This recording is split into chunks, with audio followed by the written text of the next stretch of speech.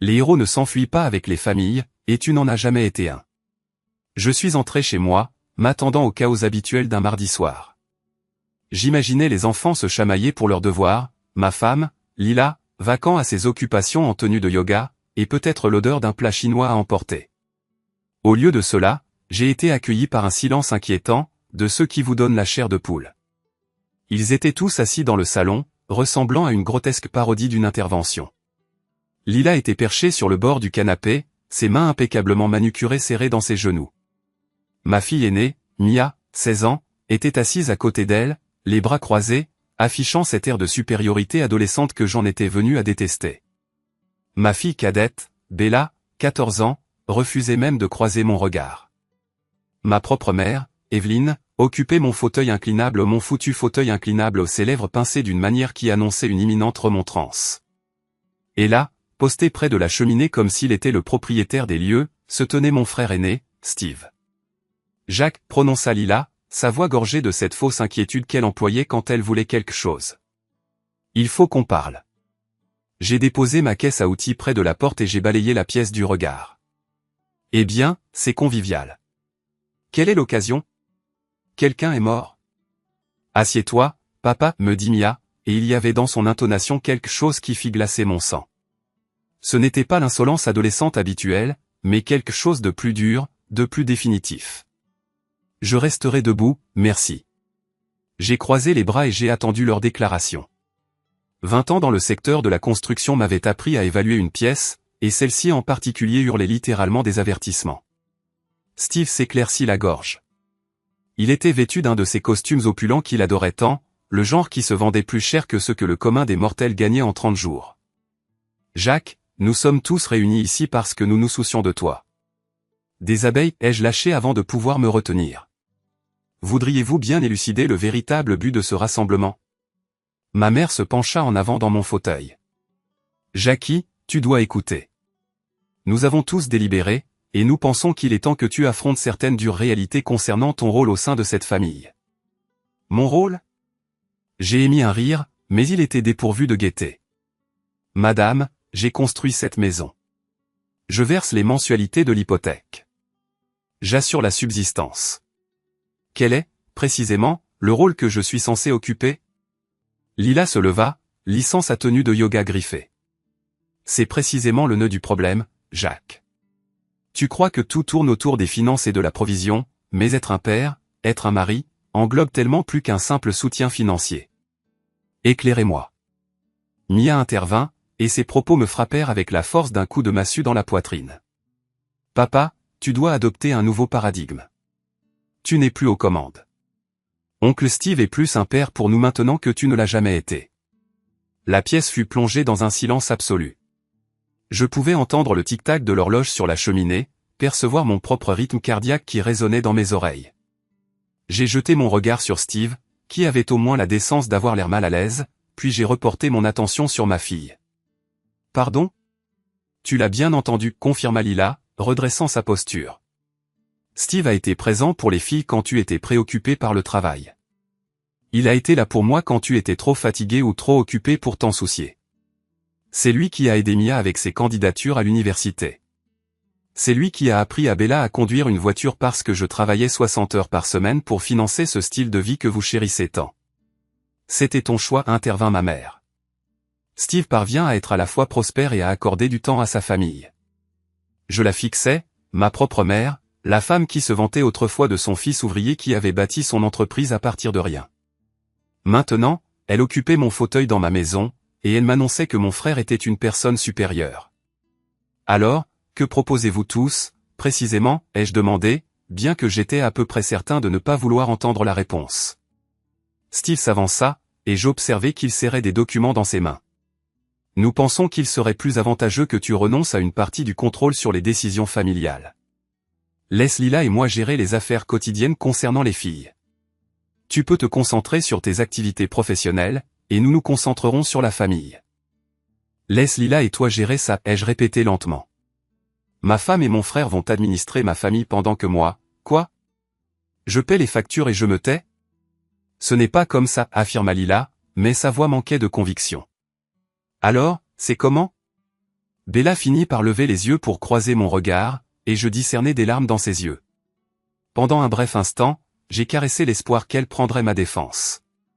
Puis, elle a lâché, « Papa, tu n'es jamais présent, de toute façon. » Est-ce que ce serait vraiment si différent? C'est à ce moment précis que j'ai compris que j'étais foutu. Quoi que soit cette machination, qui que l'ait orchestrée, je n'allais pas la subir passivement. J'avais consacré toute mon existence à être celui qui assume, celui qui subvient, celui qui arrange tout et ne demande rien en retour. Et voilà ma récompense. Je me suis approché de Steve et lui ai arraché les documents des mains. Acte juridique, accord de garde, disposition financière. Il était venu préparer. Depuis combien de temps préparez-vous ça, lui ai-je demandé.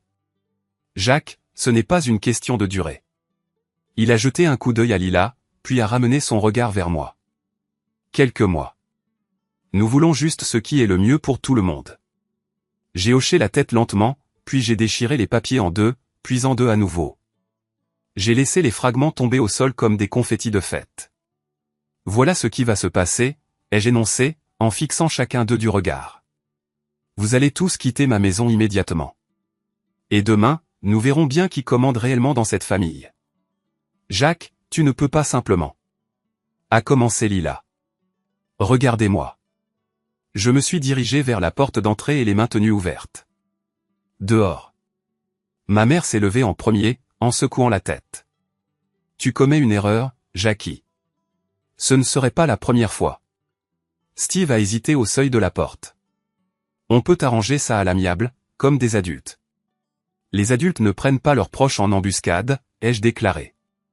Les adultes ne complotent pas derrière des portes closes pendant des mois. Partez. Une fois qu'ils furent tous partis, je me suis tenu debout dans mon salon désert et j'ai examiné les lieux. La maison avait une ambiance différente maintenant, souillée.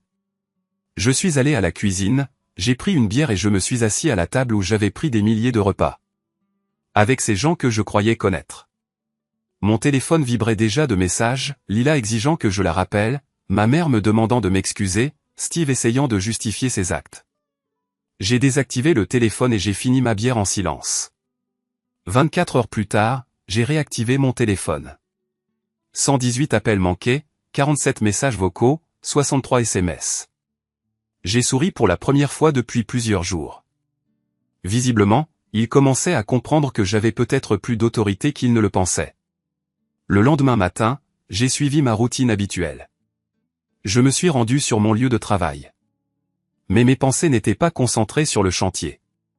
Elles repassaient chaque instant de la nuit précédente, à la recherche d'indices que j'aurais manqués. Depuis combien de temps cela se tramait-il?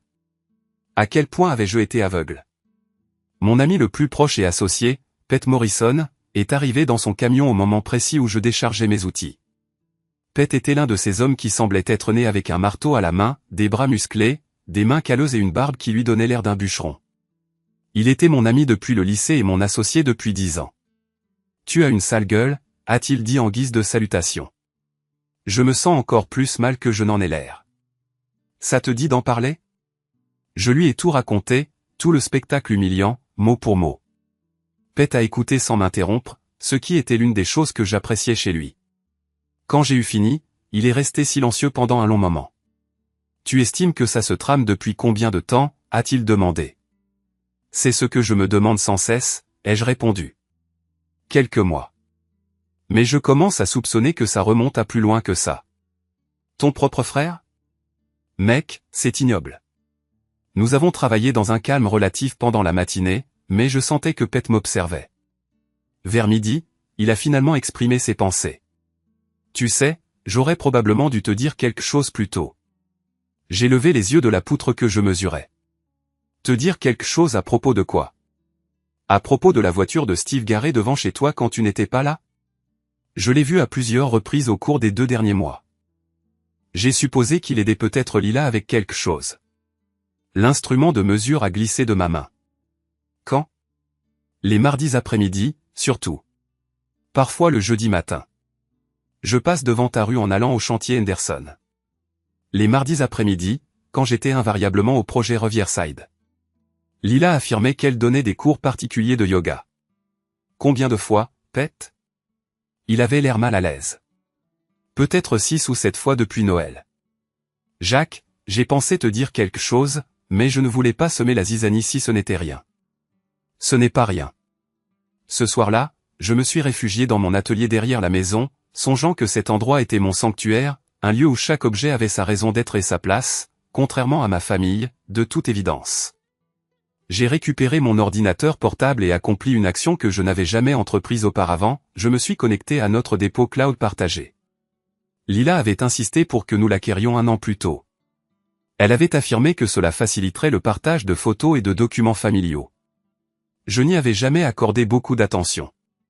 Maintenant, je regrettais de ne pas m'en être abstenu.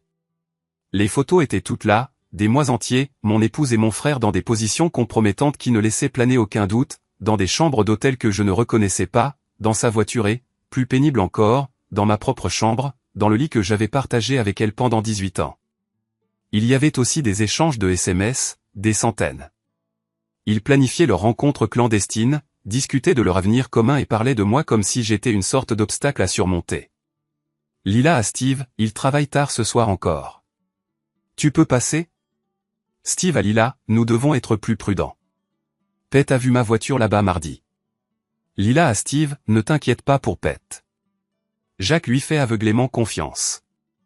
Il ne dira jamais rien. Steve à Lila, et les filles? Se doutent-elles de quelque chose? Lila à Steve, Mia est au courant. Elle l'accepte même bien. Elle te préfère de toute façon. Bella n'est pas encore au courant, mais ça ne saurait tarder. J'ai été contraint d'arrêter de lire. Mes mains tremblaient si violemment que je pouvais à peine tenir mon téléphone. Ma propre fille savait que sa mère me trompait et l'acceptait, plus qu'elle ne l'acceptait, elle le préférait. J'ai fait défiler en arrière, essayant d'en localiser la genèse. Le premier message datait d'il y a 8 mois. Steve, je n'arrive pas à cesser de penser à hier, Léla. Lila, moi non plus. Mais nous devons être prudents, Steve. Steve, je sais. C'est juste difficile d'être près de Jacques et de faire semblant que rien ne s'est passé. Lila, tout a changé. Nous devons juste déterminer la meilleure façon de gérer cette situation. 8 mois. Pendant 8 mois, ils avaient méticuleusement comploté mon humiliation. J'étais sur le point d'éteindre mon ordinateur portable quand un dossier intitulé « Documents légaux » a attiré mon attention. À l'intérieur se trouvaient les papiers que Steve avait apportés à la maison, mais aussi d'autres, plus insidieux. Des papiers de divorce, des accords de garde accordant à Lila la garde principale tout en accordant à Steve des droits de visite. Des documents financiers conçus pour me charger de pensions alimentaires pour elle et pour les enfants, pendant qu'ils se prélasseraient dans ma maison. Ils avaient orchestré chaque facette de cette trahison. Chaque détail. L'intervention n'était pas la genèse de ce plan, elle était conçue comme son aboutissement. L'instant même où j'ai capitulé et accepté leur réalité fabriquée. J'ai imprimé chaque preuve, chaque photo, chaque message texte, chaque document. Ensuite, j'ai tout placé dans un dossier et l'ai mis en sécurité dans mon coffre-fort d'atelier. Mon téléphone s'est alors mis à sonner. C'était Jacques. Il faut qu'on parle, a-t-il dit. Vraiment, ai-je rétorqué. C'est puéril. Tu ne peux pas simplement ignorer ta famille. Ma famille, ai-je répondu avec un rire sarcastique. C'est comme ça qu'on appelle ça maintenant, ai-je demandé. Qu'est-ce que ça veut dire, a-t-il demandé. Ça veut dire que je sais, Lila. Je sais tout. Le silence a alors empli l'autre bout de la ligne. Je ne suis pas certain de ce que tu crois savoir, mais 8 mois, ai-je dit, c'est la durée pendant laquelle toi et Steve avez fricoté dans mon dos. C'est la durée pendant laquelle vous avez comploté pour me chasser de ma propre famille. De nouveau, le silence. Jacques, ce n'est pas comme tu le penses. C'est exactement comme je le pense, ai-je rétorqué. La question pertinente est, quelle ligne de conduite allons-nous adopter? On peut sauver cette situation. On peut consulter un conseiller. On peut, ai-je fait écho. J'ai ensuite mis fin à l'appel. 5 minutes plus tard, Steve a pris contact. Jacques, discutons en comme des hommes. Des hommes, ai-je demandé. Tu veux discuter comme des hommes? Les hommes n'ont pas de relation sexuelle avec la femme de leur frère. Les hommes ne conspirent pas pour enlever les enfants de leur frère. Les hommes ne consacrent pas 8 mois à orchestrer la destruction de leur propre famille. Ce n'était pas censé se passer comme ça, a-t-il offert. De quelle manière était-ce censé se passer, Steve? Comptais-tu simplement continuer à copuler avec ma femme dans mon lit jusqu'à ce que je succombe à la vieillesse? Nous sommes tombés amoureux, Jack. Ces choses-là arrivent parfois, tout simplement. Non, elles n'arrivent pas simplement. Tu as fait des choix délibérés chaque mardi après-midi, chaque jeudi matin. Chaque fois que tu as regardé dans mes yeux et feint le rôle de mon frère, c'était des choix conscients. Que désires-tu de moi? Je désire que tu comprennes que les actes engendrent des conséquences, et tes conséquences ne font que commencer. J'ai mis fin à l'appel avec lui également. Le lendemain matin, j'ai simulé une maladie au travail et me suis rendu au centre-ville. J'avais quelques acquisitions à faire. Le studio de yoga de Lila, sérénité immédiate, incarnait tout ce qu'elle aspirait à être, branché, exorbitant et rempli de femmes disposant d'une abondance de temps libre et de ressources financières. Il était situé dans le quartier embourgeoisé du centre-ville, niché entre une boutique vendant des bougies à $100 et un établissement de café facturant $8 le latte. Je l'avais aidé à concevoir l'espace 3 ans auparavant, à l'époque où je nourrissais l'illusion que nous construisions quelque chose de durable ensemble. Maintenant, en contemplant les baies vitrées et l'élégante signalétique que j'avais installée de mes propres mains, la seule chose qui me traversait était une rage pure. Il était 10 heures du matin un mercredi, ce qui signifiait que Lila donnait son cours, Powerflow pour maman débordée. Le parking était rempli de véhicules utilitaires sport et de voitures de luxe, le genre de véhicules dont le prix dépasse les salaires annuels de la plupart des gens. Je suis entré par le portail comme si j'étais un client régulier. La réceptionniste, une femme d'une vingtaine d'années ornée de cheveux roses et d'une quantité de piercings suffisante pour activer un détecteur de métaux, leva les yeux avec étonnement. « Oh, salut, monsieur Carter. Vous êtes là pour chercher Lila ?» Quelque chose dans le genre, répondis-je.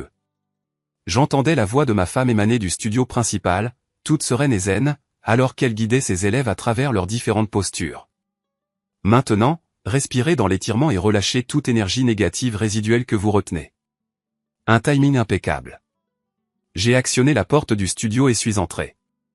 20 femmes, vêtues de tenues de sport coûteuses, étaient contorsionnées dans diverses positions, suivant les instructions de Lila. Elle était positionnée à l'avant de la pièce, le dos tourné vers moi, démontrant une pose dont la nomenclature m'échappait. « Excusez-moi », déclarai-je d'une voix forte. « Je m'excuse pour l'interruption, mais je dois m'entretenir avec ma femme. » La pièce s'est alors plongée dans le silence. 20 têtes ont pivoté pour me regarder. Lila s'est retournée, son visage blêmissant en m'apercevant. « Jacques, qu'est-ce que tu fais ici ? » « Je suis venu disséminer quelques nouvelles exaltantes à tes connaissances, ai-je répondu. J'ai récupéré mon téléphone et les brandis en l'air. Voyez, j'ai déterré quelque chose de plutôt intéressant hier. Ma femme et mon frère entretiennent une liaison illicite depuis 8 mois. Le silence dans la pièce était assourdissant. Je pouvais percevoir les bruits ambiants de la circulation extérieure, le grondement audible de l'estomac de quelqu'un et le rythme percutant de mon propre cœur. « Jacques, arrête !» implora Lila, sa voix à peine audible. « Oh, mais je ne fais que commencer », ai-je rétorqué. J'ai commencé à faire défiler les photos sur mon appareil mobile.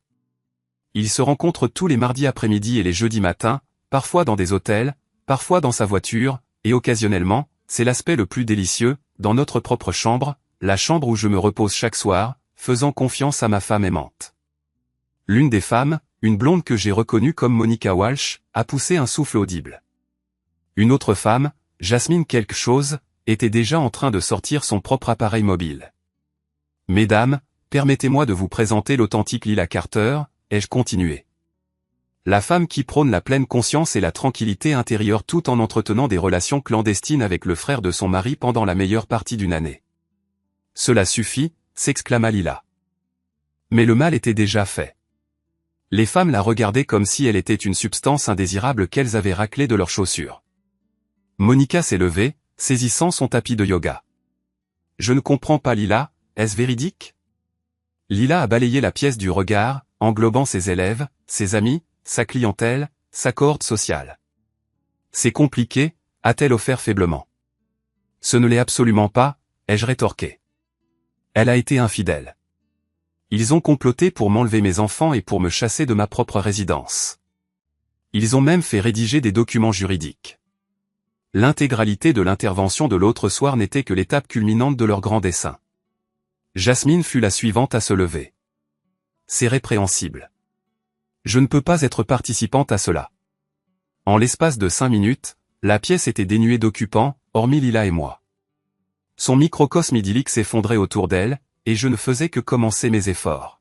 « Comment as-tu pu me faire ça ?» demanda-t-elle, les larmes ruisselant sur son visage. « Comment aurais-je pu te faire ça ?» Je lui ai répondu par un rire moqueur. « Lila, tu me mens par omission depuis 8 mois. Tu as empoisonné mes propres enfants contre moi. Toi et Steve, vous complotez pour effacer mon existence, et tu veux savoir maintenant comment je pourrais t'embarrasser devant tes copines de yoga? Ces femmes sont mes amies, mes clientes. Tu viens de ruiner mon entreprise. Ton entreprise. J'ai balayé le studio du regard. Qui crois-tu qui a financé cet endroit? Qui crois-tu qui a co-signé le bail? Qui crois-tu qui subventionne ton petit hobby depuis 3 ans pendant que tu joues à la maison avec mon frère? Elle s'est effondrée sur son tapis de yoga, succombant à des sanglots. Un bref instant, j'ai presque ressenti une pointe de sympathie pour elle. Presque. Jacques, on peut arranger ça. On peut rattraper ça. Non, on ne peut pas. Mais ne désespère pas. Je suis certain que Steve saura subvenir à tes besoins. Après tout, il joue déjà le rôle de père pour mes enfants depuis des mois. Peut-être qu'il pourra aussi assumer le rôle de mari pour ma femme. Je me suis retourné pour partir, puis je me suis arrêté au seuil. Oh, et Lila, tu devrais peut-être jeter un coup d'œil à tes polices d'assurance. Je suis à peu près certain que l'infidélité a une influence sur les clauses de bénéficiaires. Je l'ai laissé là, pleurant sur son tapis de yoga dans son studio désert, et je me suis dirigé vers ma prochaine destination. Le bureau de Steve se trouvait dans un de ces immeubles de verre du centre-ville qui respiraient la réussite et l'opulence. Il travaillait comme conseiller financier pour les gens riches, le genre de personnes qui portaient des costumes à $1000 et conduisaient des voitures dont le prix dépassait celui des maisons d'habitation. Je suis monté par l'ascenseur au 15e étage et j'ai traversé devant sa secrétaire comme si j'étais un visiteur autorisé. « Monsieur, vous ne pouvez pas simplement. » A-t-elle commencé, mais j'étais déjà en train de manipuler la porte du bureau de Steve. Il était au téléphone, les pieds sur son bureau, riant à quelque chose que l'interlocuteur avait dit quand il m'a aperçu. Le rire s'est alors arrêté. « Je serai obligé de vous rappeler, » a-t-il dit, mettant fin à la communication. « Jacques, qu'est-ce qui t'amène ici? » J'ai juste eu l'idée de rendre visite à mon frère pour m'assurer de son bien-être, pour avoir une conversation familiale. Il a fait un geste vers la chaise placée en face de son bureau. « Assieds-toi. Parlons comme des adultes. » Je suis resté debout. J'ai déambulé jusqu'à la fenêtre et j'ai contemplé le paysage urbain en contrebas. Une vue plutôt agréable. Ça doit être plutôt satisfaisant d'être positionné à cette altitude, regardant tout le monde de haut. Jacques, je sais que tu es en colère. En colère? Je me suis retourné pour le confronter. Steve, la colère ne commence même pas à englober l'ampleur de mes émotions.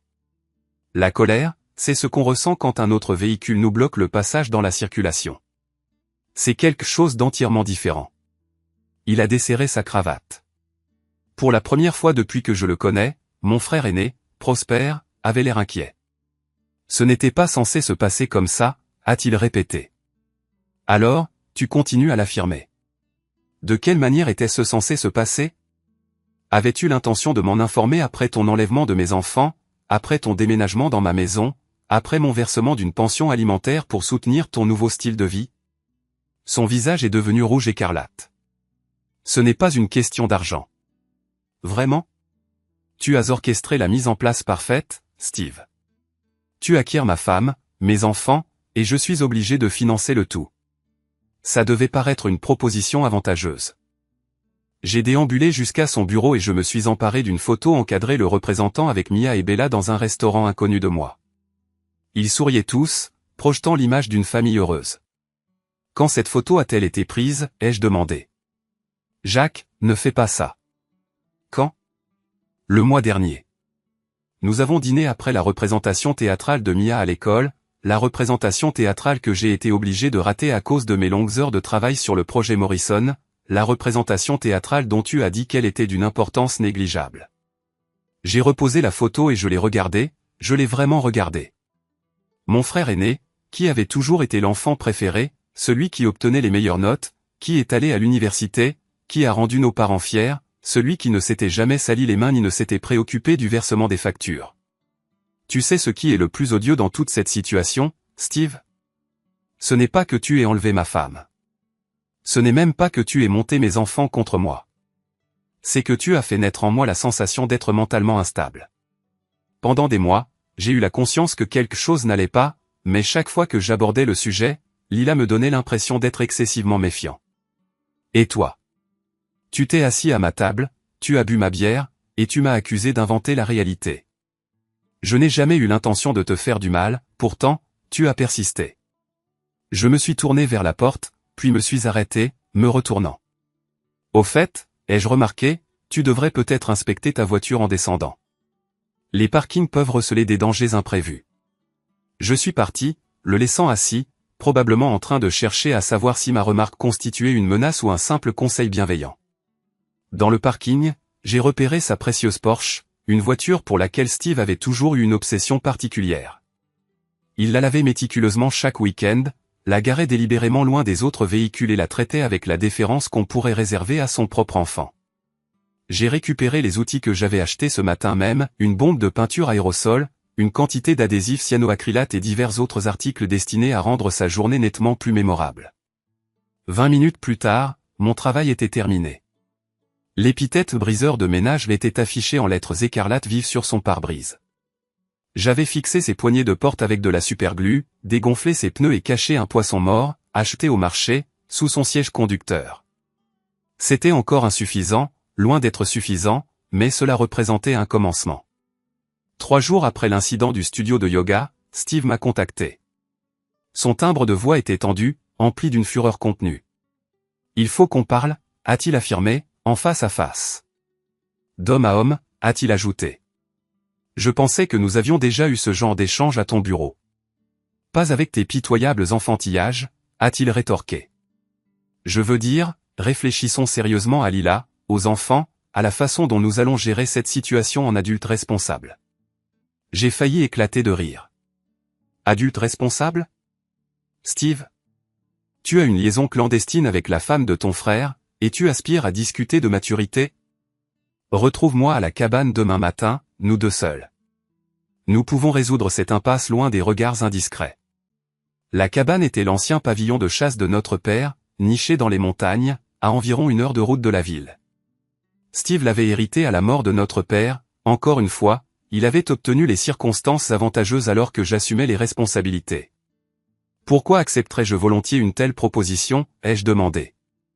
Parce que cela a dépassé les limites tolérables, a-t-il déclaré.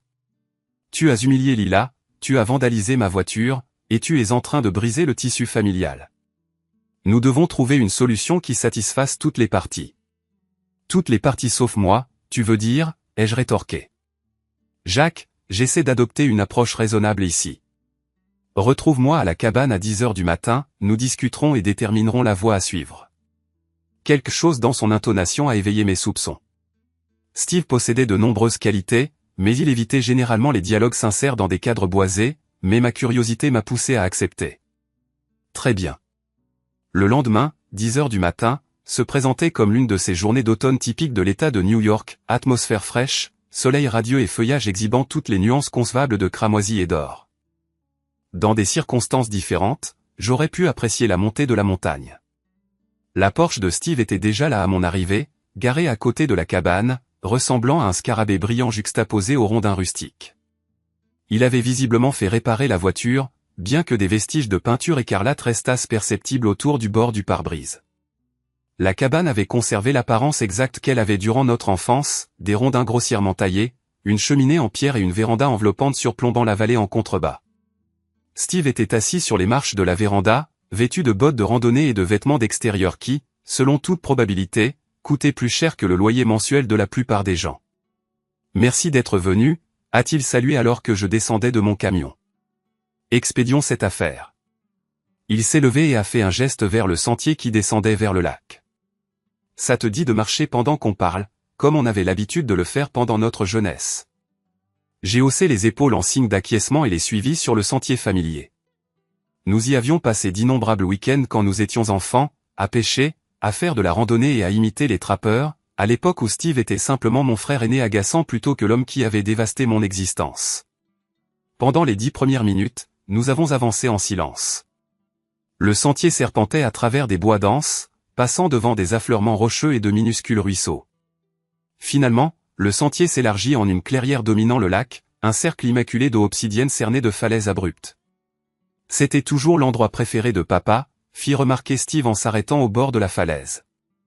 Est-ce la raison pour laquelle tu m'as convoqué ici? Raviver le souvenir de papa.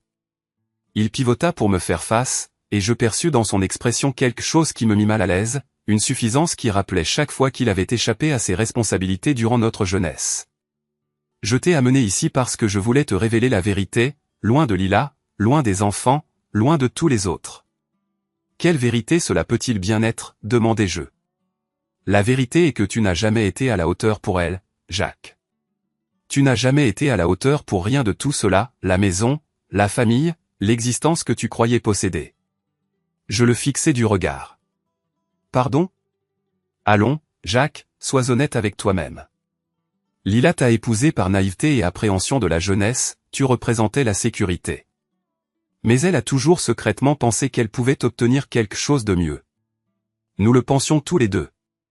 Alors tu as choisi de l'aider à concrétiser cette conviction.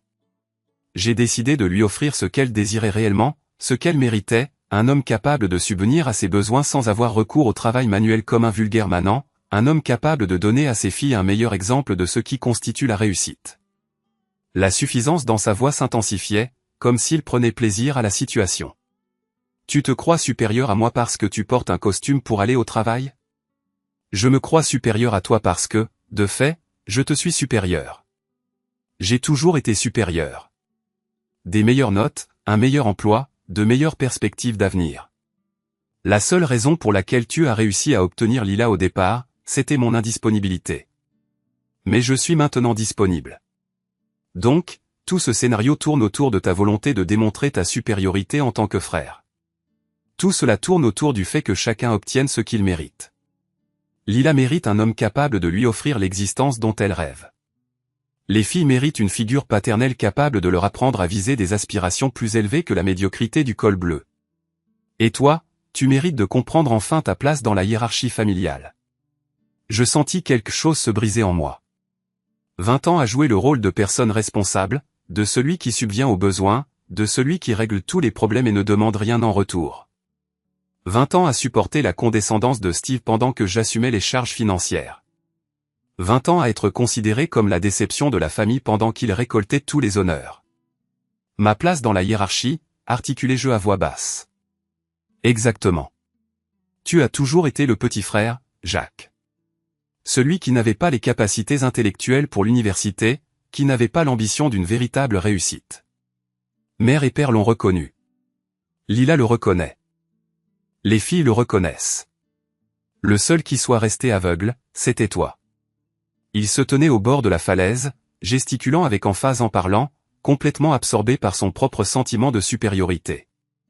Cependant, voici un point essentiel, Steve, dis-je en avançant d'un pas vers lui. Tu as oublié quelque chose d'important. Quoi donc? Je n'ai peut-être pas tes prouesses intellectuelles, tes diplômes ou ta sophistication, mais j'ai une force physique bien supérieure à la tienne. Je le poussai avec force. C'était totalement involontaire, je ne l'avais pas prémédité. Cependant, 20 ans de ressentiment accumulé et 3 jours de rage pure propulsèrent cette poussée, et Steve n'y était absolument pas préparé. Il trébucha en arrière, ses coûteuses chaussures de randonnée perdant prise sur les pierres friables au bord de la falaise. Pendant un bref instant, il agita les bras, essayant de retrouver son équilibre. Son visage passa de la suffisance à la terreur absolue en un clin d'œil. « Jacques !» Il cria, mais il était trop tard. Il bascula par-dessus le bord, dévalant la paroi rocheuse de la falaise et tombant dans l'eau sombre en contrebas. J'entendis l'éclaboussure, suivi du silence. Je restai immobile un long moment, respirant bruyamment, regardant le lac. Puis, je pris mon téléphone portable et composai le 112. « Quelle est votre urgence ? Mon frère est tombé dans le lac à 1000 rs. J'ai besoin d'une assistance immédiate, monsieur. Est-il conscient? Pouvez-vous l'observer? » Je baissai les yeux vers l'eau. Il n'y avait aucun signe de la présence de Steve nulle part. Non, je ne peux pas l'observer. Il a coulé et n'est pas remonté. L'heure qui suivit se déroula dans un flou de secouristes, de plongeurs et de questions. Je racontais la même histoire à plusieurs reprises, nous nous promenions et discutions, Steve s'était trop approché du bord.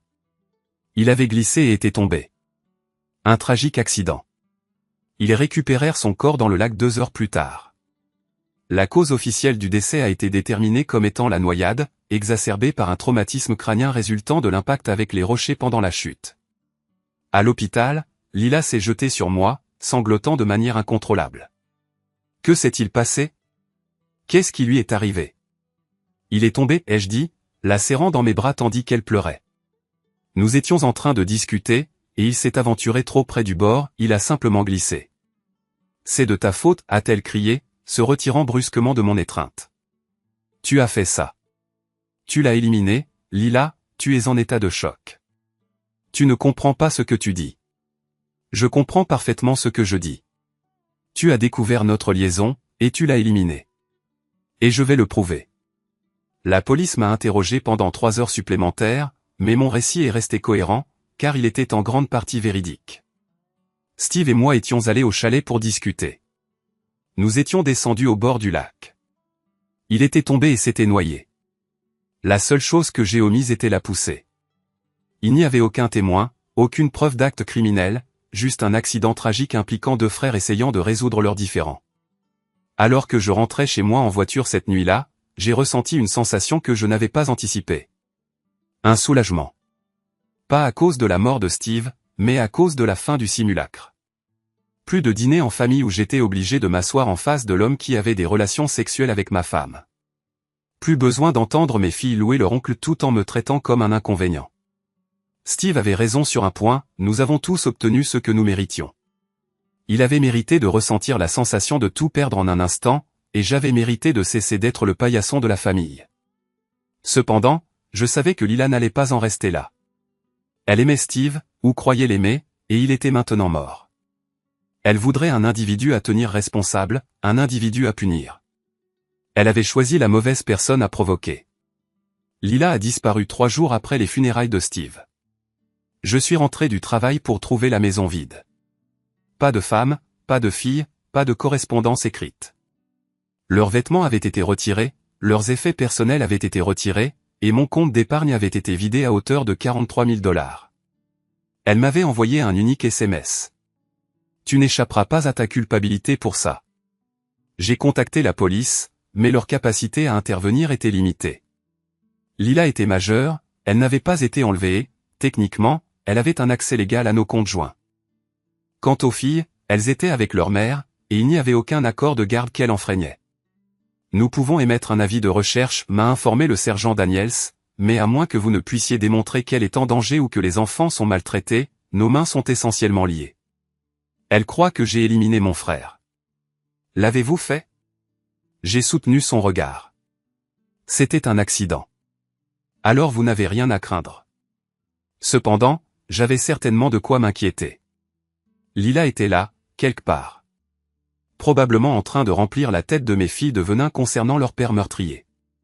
Elle avait des fonds, elle avait une motivation, et elle n'avait plus rien à perdre. Je devais la retrouver avant qu'elle ne fasse quelque chose que nous regretterions tous. Pete m'a aidé dans les recherches. Nous avons commencé par les endroits évidents, la résidence de sa sœur à Albany, l'appartement de sa mère à Syracuse. L'hôtel où elle et Steve se rencontraient autrefois n'a rien donné. C'est comme s'il s'était volatilisé, a remarqué Pete alors que nous étions assis dans ma cuisine, élaborant notre prochaine manœuvre. Elle est astucieuse, ai-je concédé, plus astucieuse que je ne lui en donnais le crédit.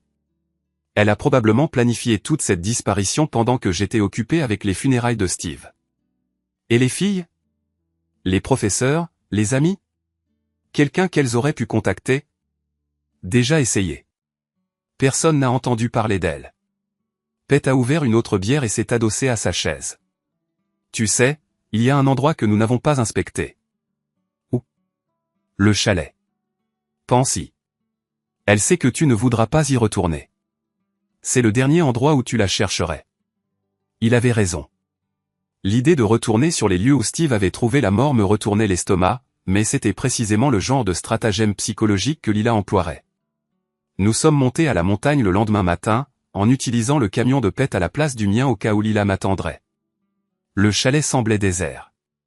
Pas de véhicule dans l'allée, aucune indication de vie. Pourtant, en nous approchant, j'ai pu discerner des traces de pneus récentes dans la boue. Quelqu'un est venu ici récemment, a annoncé Pet. Nous avons fait le tour de l'arrière du chalet, et c'est alors que je l'ai aperçu. Lila était assise sur le porche arrière, regardant le lac où son amant avait péri. Elle avait une apparence épouvantable, les cheveux sales, les vêtements froissés, les yeux rougis par les pleurs. « Salut, Jacques », prononça-t-elle sans se retourner. « Où sont mes filles ? Elles sont en sécurité. C'est tout ce que tu as besoin de savoir. » Je montai sur le porche, Pet juste derrière moi. « Lila, il faut que ça cesse. Peu importe ce que tu crois qu'il s'est passé, je sais ce qui s'est passé. » Elle finit par me regarder, et l'animosité dans ses yeux me frappa comme un coup physique. « Tu as amené Steve ici et tu l'as éliminé. Il est tombé, Lila. » Steve était prudent. Il ne se serait pas approché si près du bord à moins que quelqu'un ne l'ait poussé. Tu n'étais pas là. Je n'avais pas besoin d'être là. Je te connais, Jacques. Je sais comment ton esprit fonctionne. Tu nous as découverts et tu as décidé de te venger. Elle se leva, et je vis qu'elle serrait quelque chose dans sa main. Un outil. Un petit revolver qui semblait appartenir à Steve. Lila, pose ça. Pourquoi ? Pour que tu puisses m'éliminer, moi aussi ? Pour que tu puisses faire croire à un autre accident. Pet s'avança. Madame, personne n'a besoin d'être blessé ici. Pourquoi ne posez-vous pas simplement l'arme, et nous pourrons en discuter comme des gens civilisés. Des gens civilisés ? Elle gloussa, mais il n'y avait aucune joie dans son rire.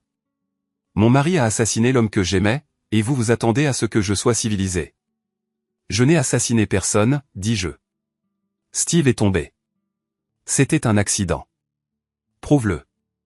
Comment puis-je le prouver ? Il n'y avait pas de témoin, pas de caméra, juste moi et lui dans le lac. Exactement. Comme c'est arrangeant pour toi. Nous étions là, dans une impasse à trois. Lila avec l'arme, moi essayant de la calmer, Pet prêt à intervenir si la situation dégénérait. Le vent d'automne bruissait dans les arbres, et quelque part au loin, j'entendais un plongeon lui rappeler sur l'eau. Où sont Mia et Bella ? Demandai-je à nouveau. Dans un endroit où tu ne les trouveras jamais. Un endroit où elles seront en sécurité loin de leur père psychopathe. Je ne suis pas un psychopathe, Lila. Je suis simplement un homme qui a découvert que sa femme le trompait avec son propre frère. Alors tu l'as éliminé.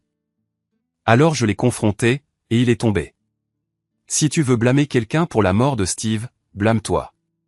Si tu ne m'avais pas trompé dans mon dos, rien de tout cela ne serait arrivé. C'était la mauvaise chose à dire. Son visage pâlit de rage, et elle leva l'arme.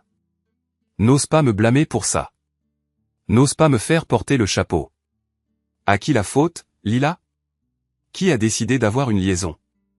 Qui a décidé de monter mes enfants contre moi ? Qui a décidé de planifier mon humiliation pendant 8 mois ? Nous sommes tombés amoureux. Vous êtes tombés dans la luxure. Il y a une différence. Elle pleurait maintenant, des larmes coulant sur son visage, mes larmes ne tremblaient pas. Il était 2 fois l'homme que tu ne seras jamais. C'était un imbécile égoïste qui a volé la femme de son frère et qui a essayé de voler ses enfants. Et maintenant il est mort, et tu es seul, et mes filles sont quelque part là-bas en train de penser que leur père est un boucher. Tu es un boucher. Peut-être que oui, peut-être que non. Mais dans tous les cas, pointer cette arme sur moi ne va pas ressusciter Steve. Pet choisit ce moment pour agir.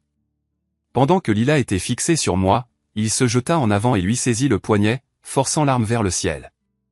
Elle partit avec un claquement sec qui résonna à travers le lac. Nous nous sommes débattus tous les 3 pendant un moment, puis l'arme a volé par-dessus la rambarde du porche et dans les bois. Lila s'effondra sur la terrasse en bois, sanglotant. C'est fini, Lila, dis-je. Dis-moi où sont mes filles. Elle leva les yeux vers moi avec une haine pure. Va en enfer. J'y suis depuis 8 mois. À ton tour. Nous lui avons attaché les mains avec des serre-câbles du camion de Pet et avons appelé la police. Pendant que nous attendions leur arrivée, j'ai fouillé la cabane à la recherche d'indices concernant l'endroit où elle aurait pu cacher Mia et Bella. Dans la chambre, j'ai trouvé un reçu d'un motel avec Georges daté de 2 jours auparavant. Chambre 237, payé en espèces pour un séjour d'1 semaine. Pet, il faut qu'on y aille. Et elle? Je regardais Lila, qui pleurait toujours sur le porche. Elle ne va nulle part. Nous l'avons laissée là pour que la police la trouve et avons conduit directement avec Georges. Le Pinview Motel était exactement le genre d'endroit où l'on va pour disparaître, bon marché, anonyme, et le genre d'établissement qui ne pose pas trop de questions tant que vous payez en espèces. Le réceptionniste était un gamin qui avait l'air de préférer être n'importe où ailleurs dans le monde. Ouais, je me souviens d'elle, dit-il quand je lui montrai la photo de Lila. Elle s'est enregistrée il y a 3 jours avec 2 adolescentes. Chambre 237, mais elles ne sont plus là maintenant. Où sont-elles allées? La dame a dit qu'elles allaient au centre commercial. Elles sont parties il y a environ 1 heure dans une Honda bleue. L'Adirondack mâle était à 20 minutes. Nous avons trouvé la Honda sur le parking, mais il nous a fallu 30 minutes de plus pour retrouver Mia et Bella à l'intérieur de ce vaste complexe. Elles étaient dans l'aire de restauration, grignotant de la nourriture chinoise et avaient l'air malheureuses. Quand Mia m'a vu approcher, son visage s'est décomposé. Papa. Et, les filles. Il est temps de rentrer à la maison. Bella a bondi et a couru vers moi, me serrant la taille. Pour la première fois depuis des mois, une de mes filles était réellement heureuse de me voir. Papa, j'avais tellement peur. Maman a dit que tu avais fait du mal à oncle Steve. Elle a dit qu'on devait se cacher de toi. Ta maman est perdue en ce moment, ma chérie. Elle souffre parce qu'oncle Steve est décédé et elle a besoin d'un responsable. Mia est restée assise, les bras croisés, me lançant un regard noir. Elle n'est pas perdue. Elle sait ce que tu as fait. Ce que j'ai fait, c'est me disputer avec mon frère. Ce que j'ai fait, c'est découvrir que lui et ta mère me mentaient depuis des mois. Ce que j'ai fait, c'est enfin me défendre. Tu l'as éliminé. Il est tombé, Mia. C'était un accident. Je ne te crois pas, je me suis assis en face d'elle et j'ai plongé mon regard dans des yeux identiques à ceux de sa mère, magnifiques et froids, emplis de jugement. Tu n'es pas obligé de me croire, mais tu dois rentrer à la maison avec moi. Tu as 16 ans, je suis ton père, et ce jeu de cache-cache est terminé. Je ne veux pas venir avec toi. Si, tu vas venir, parce que l'alternative, c'est un foyer d'accueil pendant que ta mère va en prison pour enlèvement et menace avec un outil qui a attiré son attention. Quoi? Ta mère m'a menacé avec un outil à la cabane. Elle est probablement en détention provisoire en ce moment. Donc, tu peux rentrer à la maison avec moi, ou vous pouvez devenir des pupilles de l'État pendant qu'on règle ce bazar au tribunal. Bella était toujours agrippée à moi, et je pouvais sentir qu'elle tremblait.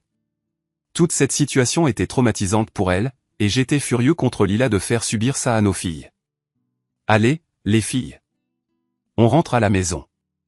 Mia s'est finalement levée, mais le regard qu'elle m'a lancé aurait pu faire fondre l'acier. Ce n'est pas fini. Si, c'est fini. C'est fini depuis la nuit où vous m'avez tendu une embuscade dans mon propre salon. Vous ne le saviez juste pas encore.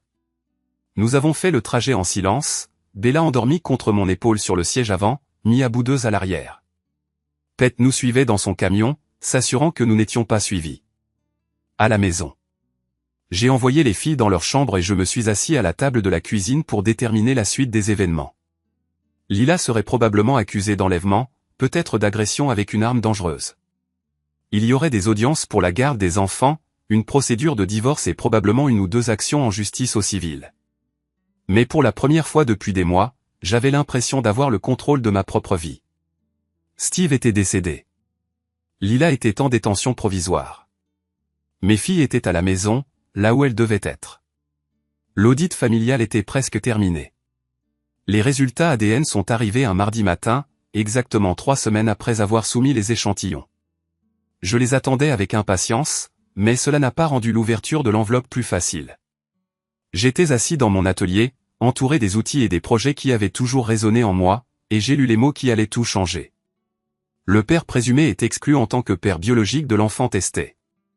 Cette conclusion est basée sur les résultats des tests obtenus à partir des analyses des loci ADN énumérés ci-dessus. La probabilité de paternité est de 0%. Les 2 tests, les 2 filles. Aucune des 2 n'était la mienne. J'ai posé les papiers et j'ai fixé le mur, essayant d'assimiler ce que je ressentais. Ce n'était pas de la surprise, à proprement parler. Je soupçonnais depuis des semaines que des secrets plus profonds se cachaient dans l'histoire de ma famille, mais voir la vérité nue en noir et blanc a quand même porté un coup dévastateur. 18 ans. Pendant 18 ans, j'ai mis tout mon cœur à aimer ces filles, à subvenir consciencieusement à leurs besoins, à m'efforcer d'être le meilleur père possible. Et tout ce temps, elles n'étaient même pas les miennes. La porte de l'atelier s'est ouverte d'un coup, et Pet est entré sans même frapper. Un simple regard sur mon visage lui a dit que quelque chose n'allait pas du tout. « Qu'est-ce qu'il y a » a-t-il demandé. Je lui ai silencieusement tendu les résultats ADN. Il les a examinés attentivement, les lisant non pas une fois mais deux, avant de les poser délicatement sur mon établi. « Putain, Jacques. Je suis vraiment désolé. »« Tu le es ?» ai-je demandé, parce que je ne suis pas tout à fait sûr de ce que j'en pense encore. « Qu'est-ce que tu veux dire ?» Je me suis levé et j'ai marché vers la fenêtre, regardant le jardin où j'avais patiemment appris à Mia à faire du vélo et où Bella avait minutieusement construit d'innombrables maisons de fées à partir de brindilles et de feuilles mortes. Je veux dire, ai-je commencé, peut-être que cette révélation explique tout. Pourquoi elles se sont si facilement retournées contre moi? Pourquoi elles semblaient préférer Steve? Pourquoi Lila s'est sentie autorisée à simplement m'effacer de leur vie? Elles restent tes filles, Jacques. L'ADN ne change pas cette vérité fondamentale.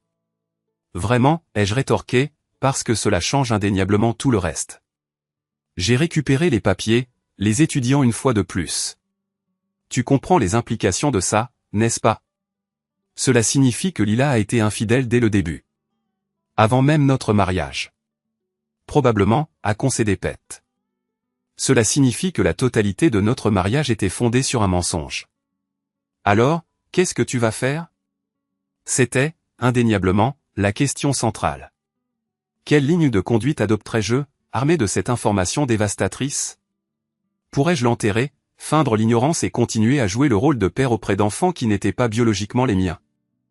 Ou alors, pourrais-je l'utiliser comme l'arme nucléaire dans l'inévitable bataille pour la garde qui se profilait à l'horizon?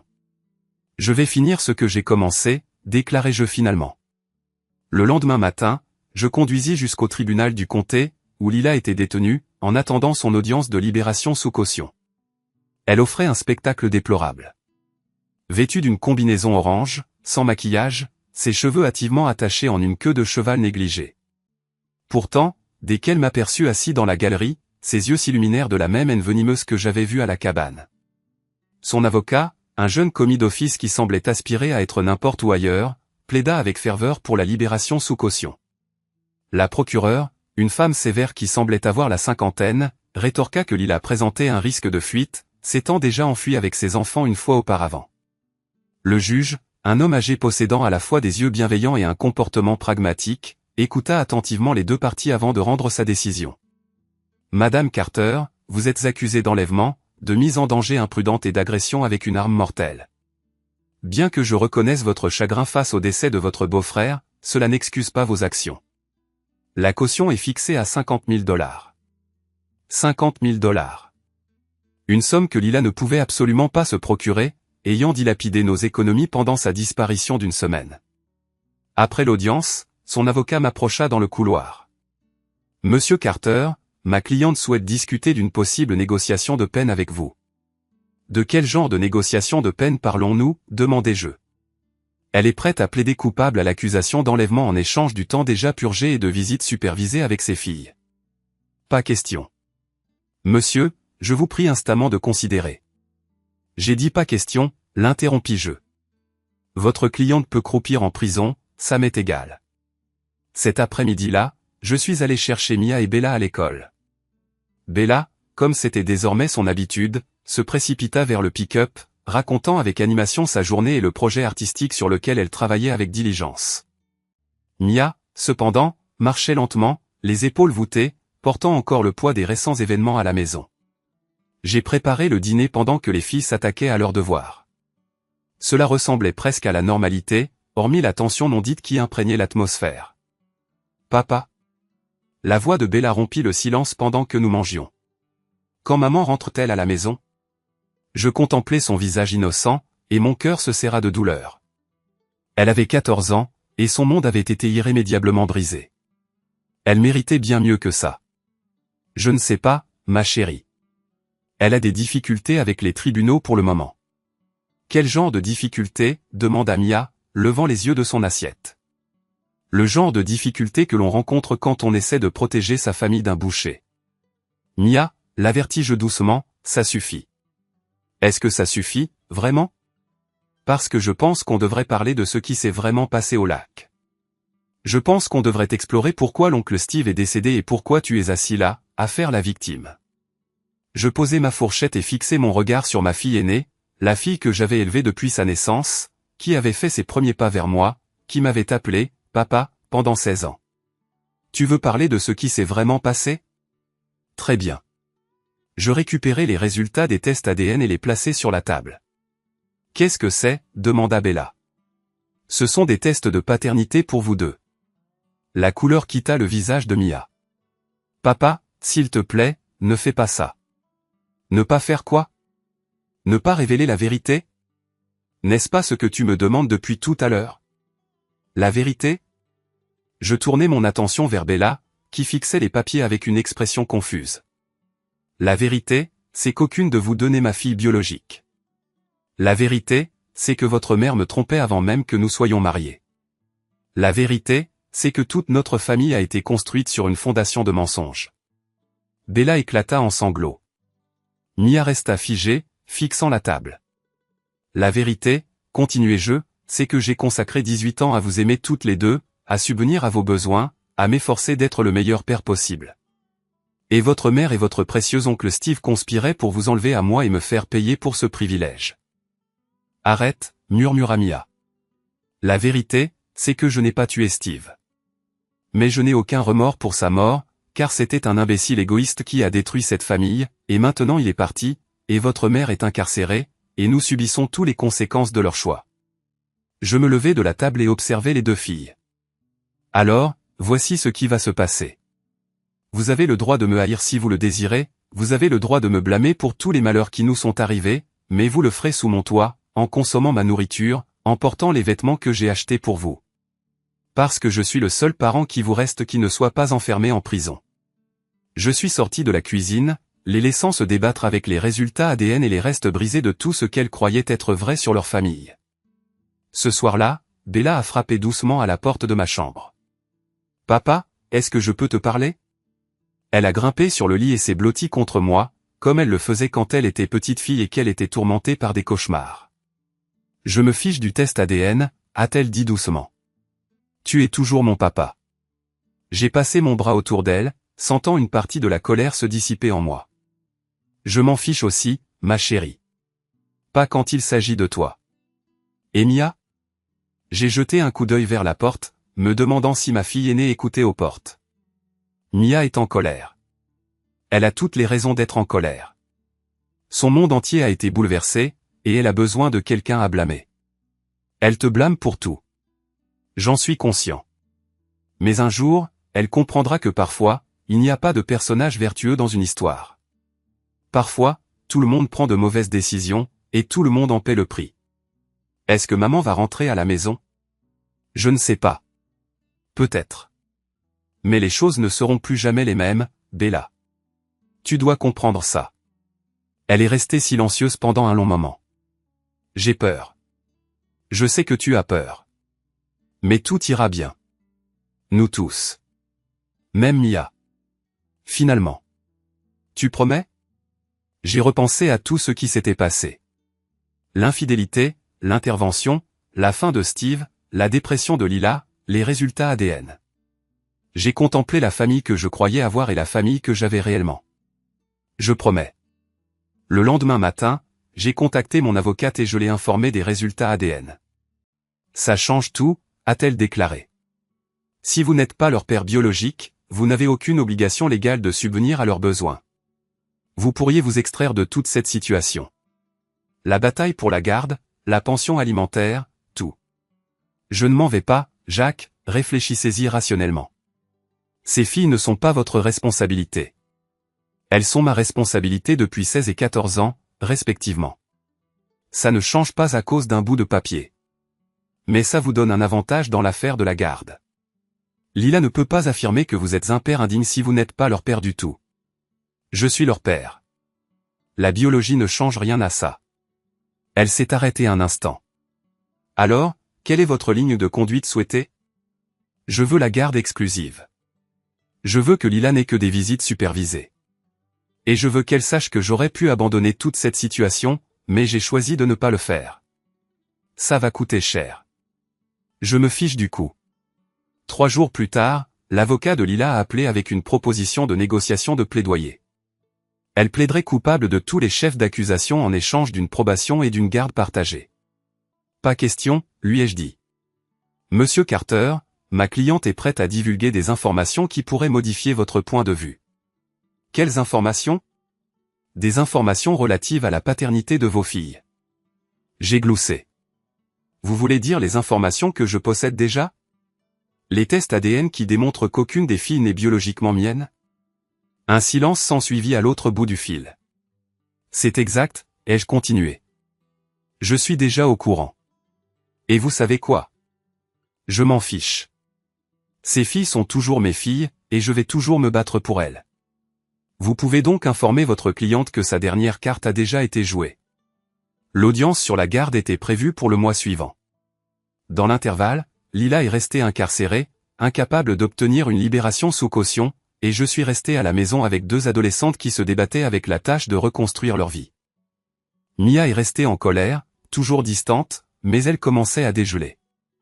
Elle avait cessé de m'accuser d'homicide. Au moins, Bella faisait preuve de la résilience inhérente aux jeunes de 14 ans, attristée par l'absence de sa mère, déconcertée par les résultats ADN, mais s'adaptant à notre réalité modifiée. « Papa », a-t-elle dit un soir alors que nous regardions la télévision, « tu crois que maman aimait vraiment oncle Steve ?» C'était une question difficile. La réponse honnête était probablement oui.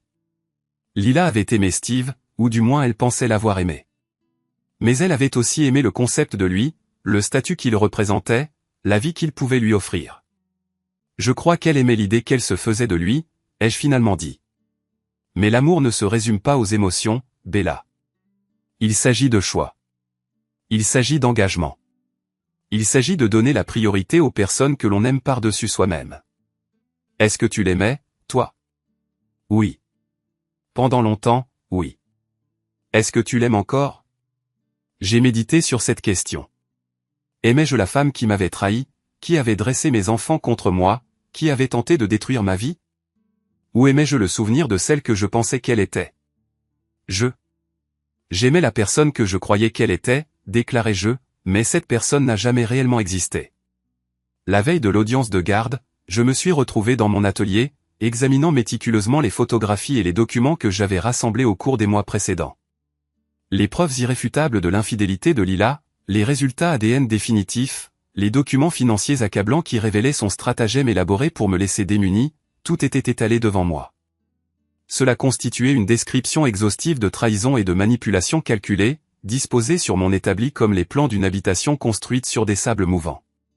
Le lendemain, j'entrerai dans cette salle d'audience et mènerai une bataille pour le droit d'élever 2 jeunes femmes qui n'étaient pas, en réalité, mes enfants biologiques. J'avais l'intention de plaider que j'étais le parent supérieur, le choix le plus fiable, celui qui méritait légitimement la garde. De plus, j'étais confiant dans ma victoire, soutenu par le poids des preuves et la force de ma position morale. De surcroît, je possédais quelque chose qui avait constamment manqué à Lila, la capacité de faire passer les besoins de mes enfants avant mes désirs personnels. L'audit familial complet touchait à sa fin. Bientôt, je posséderai une connaissance précise de la valeur tangible de ma vie et du coût ultime de sa préservation. La salle d'audience s'avéra plus petite que prévu, ornée de murs lambrissés et éclairée par des néons qui projetaient une teinte pâle sur toutes les personnes présentes. J'étais assis à la table du demandeur aux côtés de mon avocate, Maître Brandt, une femme à l'œil vif d'une 50aine d'années qui avait bâti une carrière fructueuse en naviguant dans des procédures de divorce litigieuses. De l'autre côté de l'allée, Lila était assise avec son avocat commis d'office, n'apparaissant plus que comme une pâle imitation de ce qu'elle avait été. La combinaison orange avait été remplacée par une robe empruntée qui flottait lâchement sur sa silhouette, et sa coiffure la vieillissait de plus de ses 36 ans. Derrière moi, Mia et Bella étaient assises dans la galerie avec Pete, qui avait pris une journée de congé pour offrir un soutien moral. Mia restait en grande partie peu communicative avec moi, mais elle avait consenti à témoigner de ses préférences. Bella serra fermement ma main lorsque nous sommes entrés dans le palais de justice et murmura « Je veux rester avec toi, papa. Le juge Morrison, qui n'avait aucun lien familial avec Pete, était une femme d'une soixantaine d'années, distinguée par des cheveux argentés et un visage sévère qui exprimait une profonde familiarité avec tout le spectre de la folie humaine.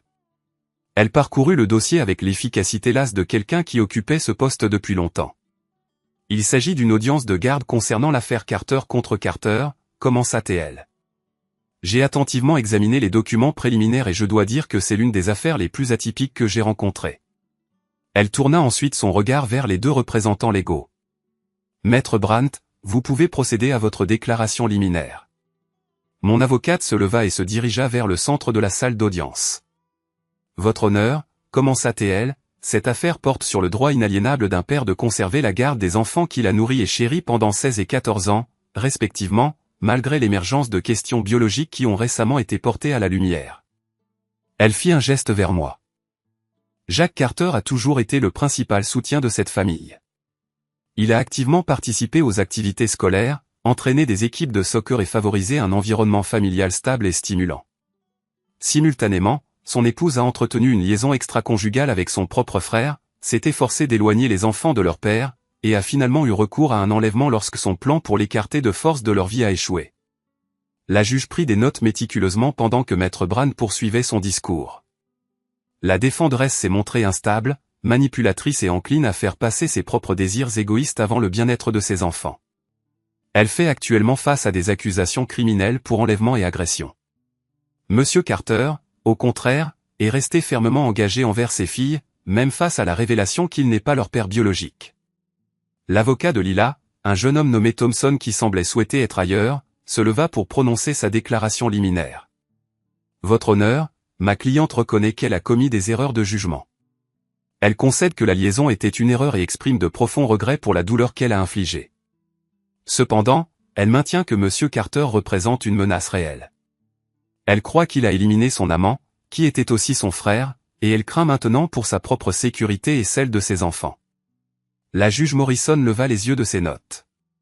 Maître Thompson, y a-t-il des accusations criminelles en suspens contre M. Carter? Non, votre honneur. Mais a-t-il été arrêté ou fait l'objet d'une enquête en lien avec un crime lié à la disparition de son frère? Non, votre honneur, mais ma cliente pense que... La conviction n'est pas une preuve, maître Thompson. Possédez-vous une preuve réelle que M. Carter représente un danger pour ses enfants? Thompson a feuilleté nerveusement ses papiers. Nous pensons que les circonstances entourant le décès de Stephen Carter sont, pour le moins, suspectes. La police a enquêté et a conclu à une mort accidentelle. À moins que vous ne possédiez de nouvelles preuves à présenter, je vous suggère de limiter vos remarques aux questions de garde en question. Le premier témoin était Mia. Elle s'est approchée de la barre comme si elle se dirigeait vers sa propre exécution, sa rébellion adolescente caractéristique remplacée par une appréhension nerveuse. Madame Brandt l'a interrogée avec une douce considération. Mia, avec qui habites-tu actuellement? Mon père. Es-tu contente de vivre avec lui? Mia a jeté un coup d'œil furtif à Lila, puis a regardé l'avocate. C'est compliqué. Qu'est-ce qui rend cela compliqué? Tout ce qui s'est passé. La mort de l'oncle Steve. L'incarcération de maman.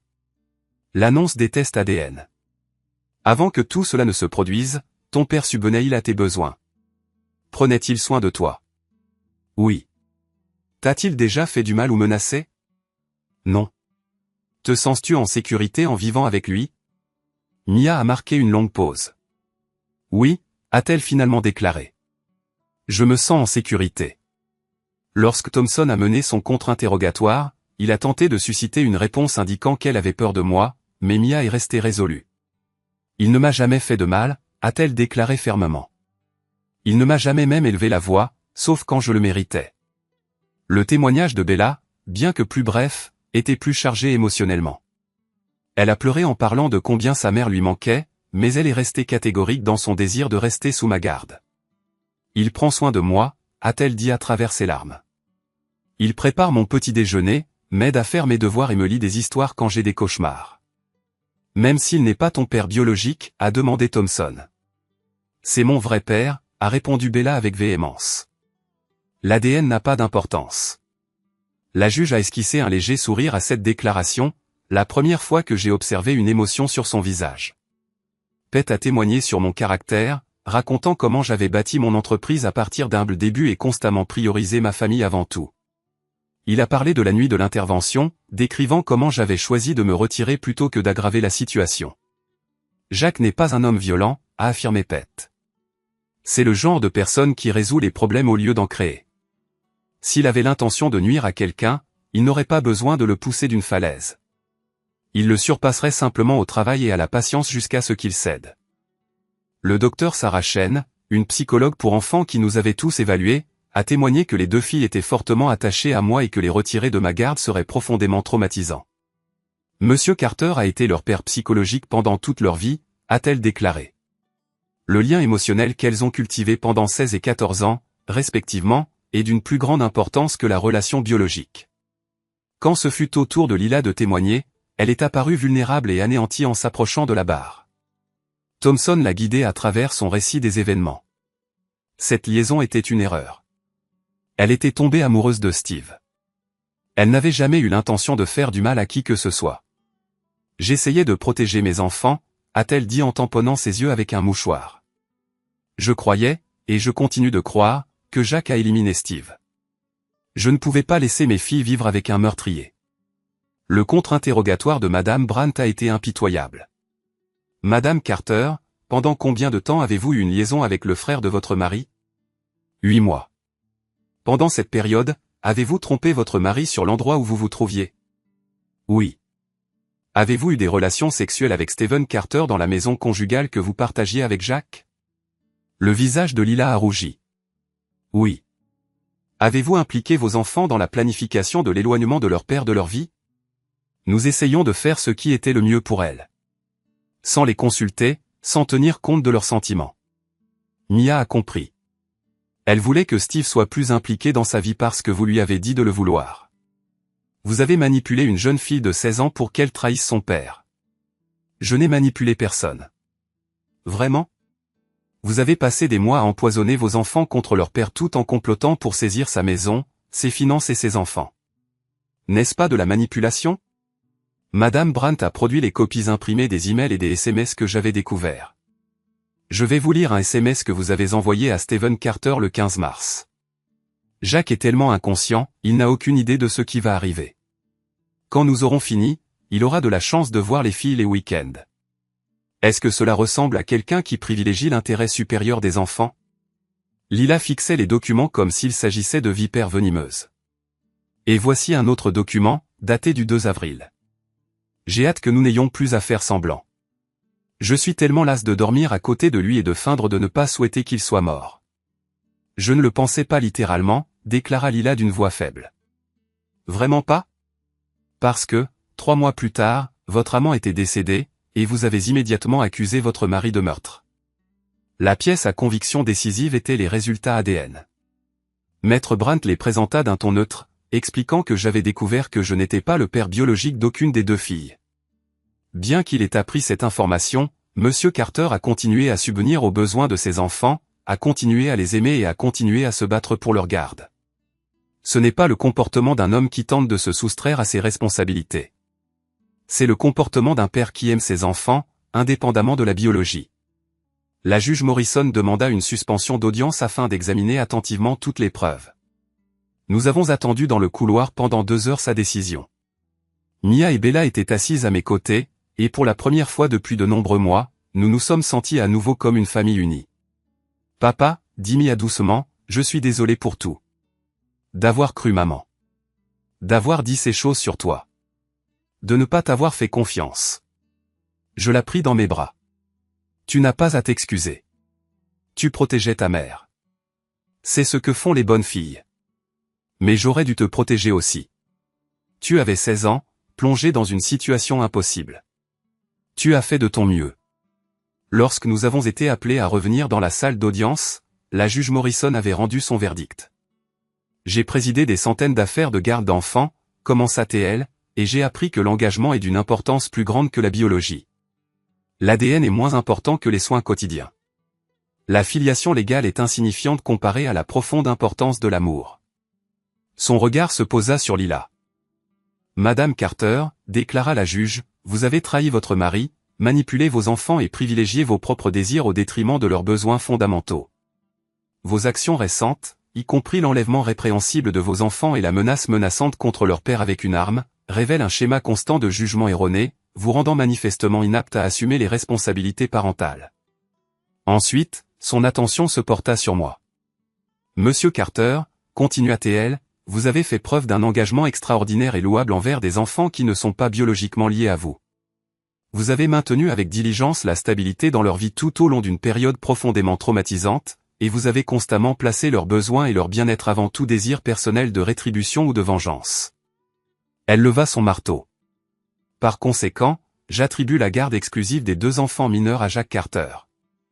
Lila Carter se verra accorder un droit de visite surveillé 1 fois par semaine, sous réserve de l'achèvement réussi d'une thérapie de gestion de la colère et du maintien constant d'un logement stable.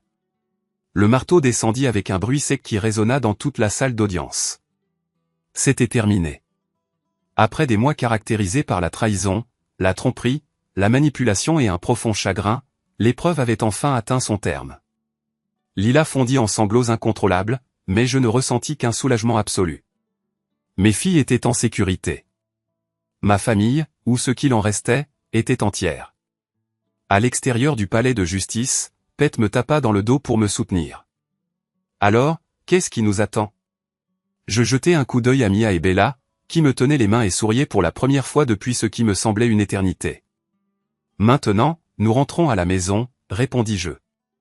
Et ensemble, nous emprunterons le chemin pour redevenir une famille. Plus tard dans la soirée, je me suis retrouvé assis dans mon atelier, examinant méticuleusement toutes les preuves que j'avais laborieusement rassemblées au cours des mois précédents. Les photographies, les textos accablants, les documents financiers révélateurs et les résultats ADN concluants. La chronique exhaustive de la façon dont mon mariage s'était désintégré et ma famille était renée. J'ai rassemblé toutes les pièces et les ai confiées au poêle à bois niché dans le coin. Les papiers s'enflammèrent successivement, se transformant en cendres éphémères. Le passé avait disparu. Les mensonges ont été incinérés. Tout ce qui restait était la vérité nue. J'étais le père de 2 filles qui avaient désespérément besoin de moi, et cette prise de conscience était suffisante. Mia frappa doucement à la porte de l'atelier. « Papa, le dîner est prêt. »« J'arrive, » répondis-je, en regardant les derniers vestiges des papiers se consumer. Nous avons partagé le dîner ensemble, juste nous 3, et avons engagé une conversation banale. L'école, le travail, les projets du week-end. Le genre d'échange qu'ont les familles lorsqu'elles ne sont pas en train de s'effondrer. Après que les filles furent montées se coucher, je me suis assis sur le porche, une bière à la main, contemplant la rue où je résidais depuis 15 ans. Demain, Lila serait probablement libérée de prison. Elle serait contrainte de trouver un nouveau logement, une nouvelle profession, une nouvelle existence. Elle avait tout perdu. Son mari, son amant, ses enfants, son entreprise, sa réputation. Certains pourraient suggérer que je devrais éprouver de la sympathie pour elle, mais ce n'était pas le cas. Elle avait fait ses choix, et les choix entraînent inévitablement des conséquences. Elle avait joué avec notre famille et subi une perte totale. L'audit familial était terminé, les comptes étaient équilibrés, et pour la première fois depuis des mois, les chiffres correspondaient à une somme que je pouvais concilier. J'ai fini ma bière et suis rentré pour vérifier si mes filles allaient bien. Bella dormait profondément, serrant contre elle l'éléphant en peluche que je lui avais acheté quand elle avait 3 ans. Mia était absorbée par sa lecture, mais elle leva les yeux quand je suis apparu dans l'embrasure de sa porte. « Papa, merci de ne pas avoir abandonné.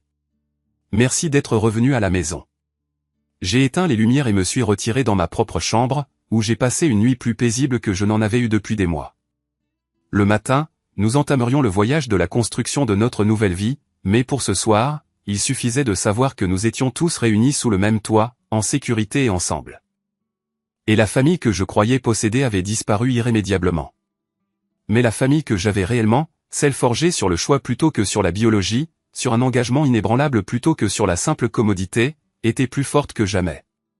Et cette réalisation valait tout ce que j'avais sacrifié pour arriver à ce point.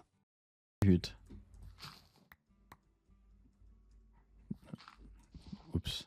Nu skal jeg lige... Hvor er Cobra henne? Jeg ved ikke, hvad det er, du har bygget her, Nico. Men kæft, det sejler. Oj, nej! Hvorfor står den op? Martin gør det med vilje. Bump hans jordhus. Hvem bygger det der? Nico. Hej Mygge, mand. Mygge, jeg håber, du er klar til at få tæsk på søndag. Skumfi was shot by skeleton. Hvorfor står Dexty og twerker? Hvad laver du? What the fuck? Står...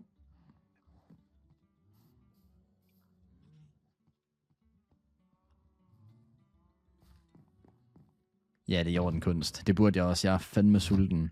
Jeg glæder mig faktisk både dig og Bani er ret varm til Minecraft. Jeg var så ringe. Jamen, det handler om communities, jo ikke? Communities.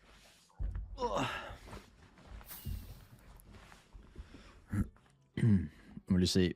Jeg skal lige have mit community til at tilmelde sig på et tidspunkt, når jeg lige tager mig sammen til det. Man. Vi kommer til at have sådan en community war på søndag mod Bani og mod Myggehygge. Bani hacker hjemme, så I siger det bare. Ja, tak.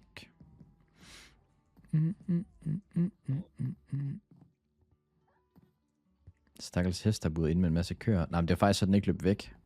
Jeg kan lige få den ud igen. Det var så lidt bare det. Ja, tak, Akko. Det var fordi, den sprintede væk før Nana.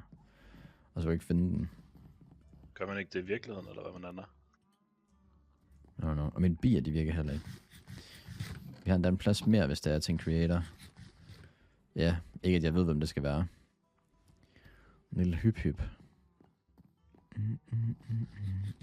Jeg er også gris. Det eneste, der mangler, det kører. Eller, hvad hedder de der kyllinger? Hvad der sker over på den der? Så var 4 gutters på en gast. Hvad sker der søndag? Vi laver Community War combo mod Bani og mod Myggehygge. Så har hvert hold en team til at samle materialer, tools, våben osv. osv. Så falder væggene, og så er der krig. Der med flest kills vinder. Forstår du, hvad jeg mener? Myggehygge med et sub! Så jaller. Det er kæmpe. Mygge. Tusind tak for det giftede sub. Det, der sker her, det er simpelthen, at nu må du navngive en hund. Hvad skal jeg kalde en af hundene? Kunne være content og join the low key. Jamen, det er det. Hold øje med udropstegn Discorden. Jeg kommer til at skrive ud derinde lige pludselig, når vi skal... Når vi skal til at tilmelde os. Håber en drukner i mandemælk på søndag. What?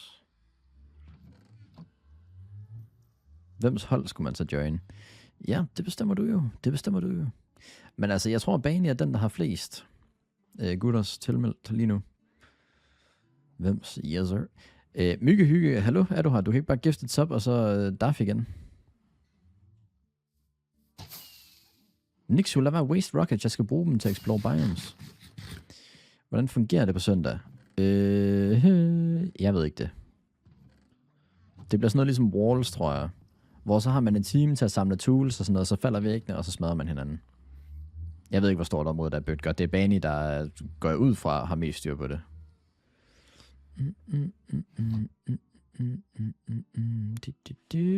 Jeg ved ikke, hvad det er, vi hører lige nu, men hvorfor er det så hyggeligt? Brazilian Skies. 10 ud af 10 flot hus. Nana.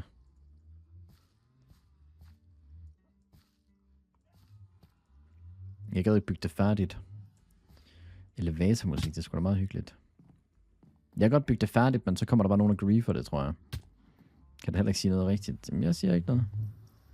OS? Ja, tak. Hvor er du gået hen? Jeg er ovenover. Nå. Hvad laver du heroppe? Jeg skal ud og rejse. Det er jo der er jord. Jeg har lige sat Opium in vores Japan. jern over kog. Nå, Myggehygge, han gik efter at have giftet et sub. Det er fair. Hvis han kommer tilbage, så sig til ham, han må navngive en hund. Jeg skal... Sydpå, I guess. Altså, hvad er det for et projekt? Sig det dig selv. Jeg har lige sagt det, AK, 5 gange.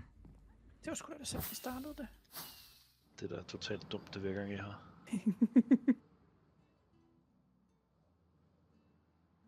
Nå, han er tilbage. Nå, ja.